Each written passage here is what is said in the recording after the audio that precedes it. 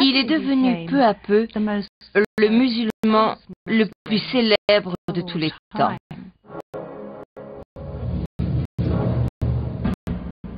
La victoire de Saladin ne marque pas la fin des ambitions occidentales au Proche-Orient. D'autres croisades suivront. Toutefois, comme la première, elles n'auront guère d'effet sur la culture islamique en général.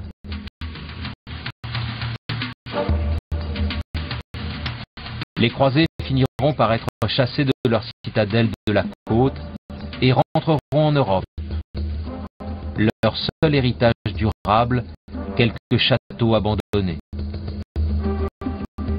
Mais de retour chez eux, les croisés se découvrent changés par leur contact avec la culture islamique.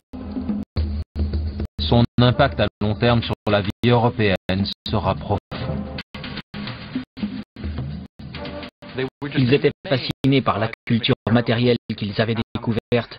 La qualité des marchandises était très supérieure à tout ce qu'il y avait chez eux.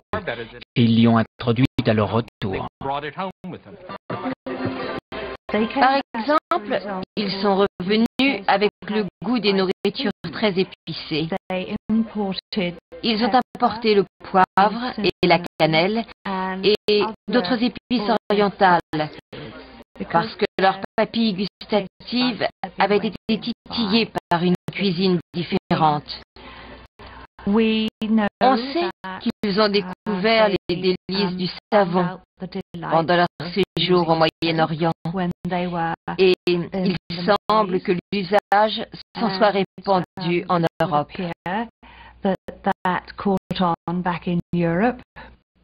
Après les croisades, de nombreux Européens étaient beaucoup plus ouverts aux idées venant d'Orient et à ce qui se passait ailleurs dans le monde. Ils ne pouvaient plus rester dans leur isolement.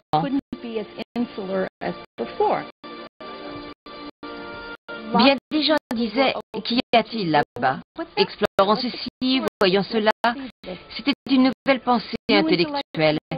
Voyons ce qu'écrivent ces gens. Apprenons des langues étrangères. C'est à ce moment-là qu'on a commencé à apprendre l'arabe en Occident. Avec l'effondrement de la barrière linguistique, les idées nées dans les grandes cités musulmanes commencent à filtrer en Europe. Des idées qui vont bouleverser la pensée occidentale à jamais. Le grand théologien italien Thomas d'Aquin utilise les écrits du philosophe musulman Averroès pour justifier la séparation évidente de la foi et de la raison. Un idéal musulman qui forme la base de toute recherche scientifique et qui conduit à la Renaissance en Europe. Averroès lui-même figure dans le tableau des grands penseurs occidentaux peints par Raphaël à la Renaissance. Ici, à côté de Platon et d'Aristote, se tient un rappel frappant de la dette du monde envers l'islam.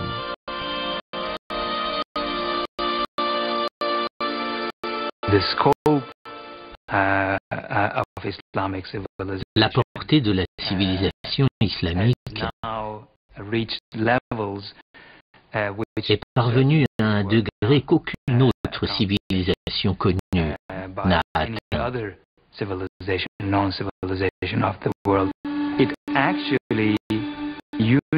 Elle a unifié des régions du globe d'une manière jamais vue jusqu'alors. Mais l'âge d'or de l'islam n'aura qu'un temps.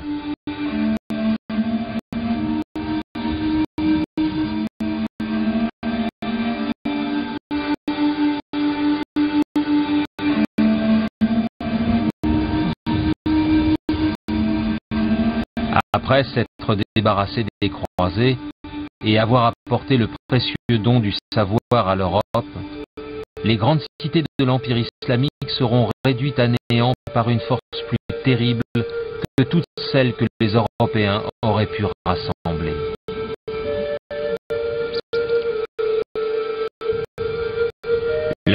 bibliothèques détruites, leurs richesses pillées, leurs villes désertées se tiendront muettes, victimes d'un ouragan dévastateur descendu non pas de l'ouest, mais de l'est.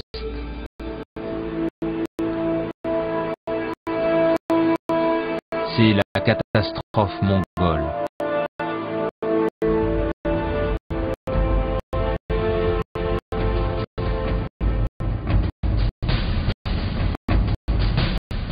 Les Mongols sont des nomades turco-mongols des steppes d'Asie centrale. Au XIIIe siècle, ils saccagent la majeure partie de l'Eurasie entre l'Ukraine et la Chine.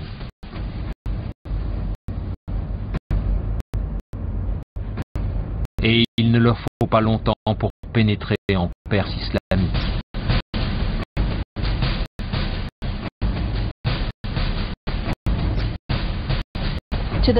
Pour les musulmans cultivés et raffinés, ces gens étaient des sauvages.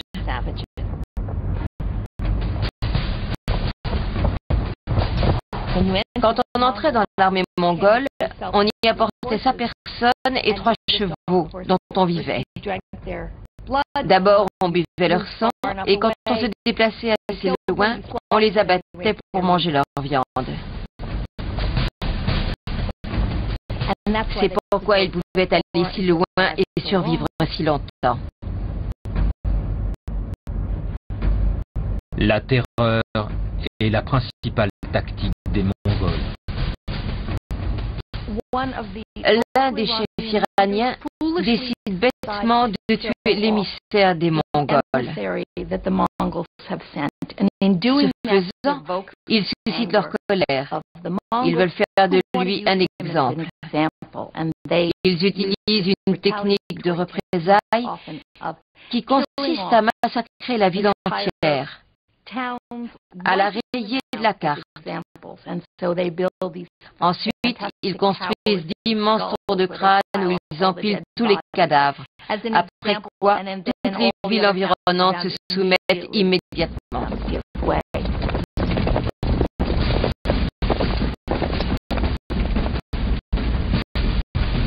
Les cités capitulent les unes après les autres. Ce n'est plus qu'une question de temps avant qu'ils n'atteignent le centre du pouvoir islamique.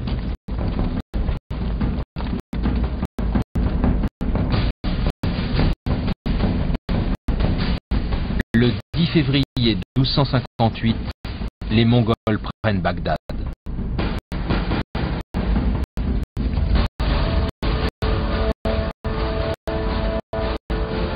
Selon les chroniqueurs arabes, les Mongols mettent la ville à feu et à sang. Ils tuent 10 000 habitants.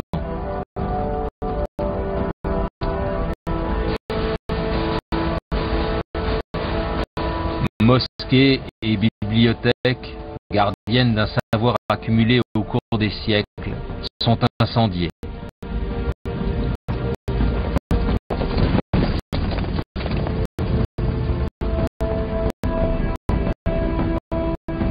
En moins de 50 ans, les Mongols prennent le cœur de l'empire islamique aux Arabes.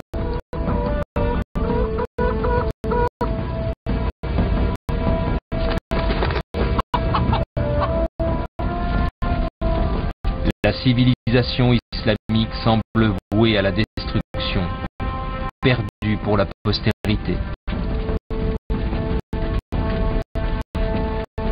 C'est alors que se produit un fait remarquable.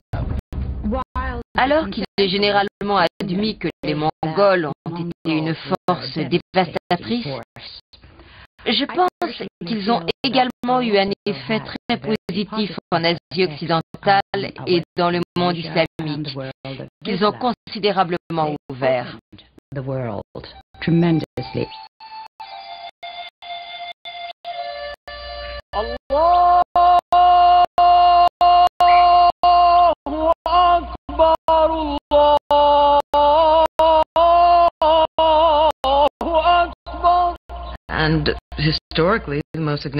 Historiquement, ce que nous retenons des Mongols, c'est que la plupart d'entre eux sont devenus musulmans en fin de compte. Après avoir représenté une terrible force de destruction, ils sont devenus les plus grands protecteurs des arts et des lettres de l'histoire de l'islam.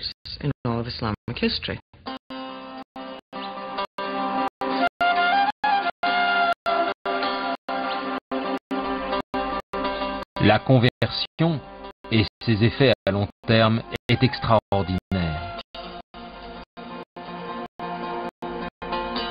En l'espace de 10 ans, les Mongols sont passés de la construction de tours de crânes humains à celle de mosquées, à la gloire de Dieu.